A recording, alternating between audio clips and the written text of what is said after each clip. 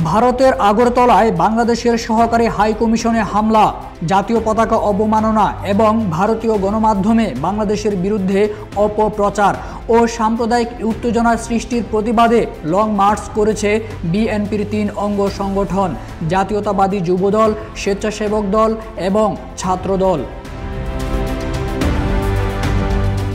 বুধবার সকাল ৯টায় রাজধানীর নয়াপল্টনে বিএনপির কেন্দ্রীয় কার্যালয়ের সামনে থেকে এই লং মার্চ শুরু হয়। সকাল থেকেই খণ্ড খণ্ড মিছিল নিয়ে যুবদল, স্বেচ্ছাসেবক দল ও ছাত্রদলের নেতাকর্মীরা নয়াপল্টনে জড়ো হতে থাকেন। তারা ভারত বিরোধী বিভিন্ন স্লোগান দেন।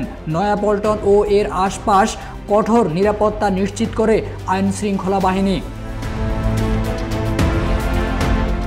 লং মার্চের রুট ছিল নয়াপল্টন থেকে শুরু করে পল্টন, ফকিরাপুল, চিটাগং রোড হয়ে কাঁচপুর মোড়, তারাবো, মাধবদী হয়ে ভৈরবে। ভৈরব থেকে আখাউড়া স্থলবন্দর পর্যন্ত লং মার্চের শেষ গন্তব্য। ভৈরবে একটি পথসভা অনুষ্ঠিত হয়। সেখানে বক্তব্য দেন স্বেচ্ছাসেবক দলের সভাপতি SM জিলানি ও যুবদল সভাপতি আব্দুল মোনায়েম মুন্না। এর আগে নয়াপল্টনে লং মার্চ পূর্ব সমাবেশে বক্তব্য দেন বিএনপির সিনিয়র যুগ্ম মহাসচিব রুহুল কবির রিজভী।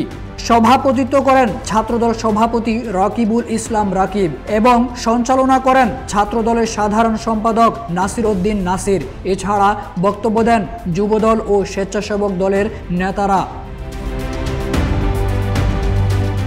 লং মার্চ আখাউড়া স্থল বন্দরে গিয়ে সমাপ্ত হয়। সেখানে প্রধান অতিথি ছিলেন যুবদল সভাপতি আব্দুল মোনায়েম মুন্না। নেতা কর্মীরা প্রায় 2 কিলোমিটার হেঁটে সমাবেশ স্থলে উপস্থিত হন। আয়োজনকারীরা বলেন, এই কর্মসূচি ছিল ভারতীয় ষড়যন্ত্রের বিরুদ্ধে বাংলাদেশের জনগণের প্রতিবাদ।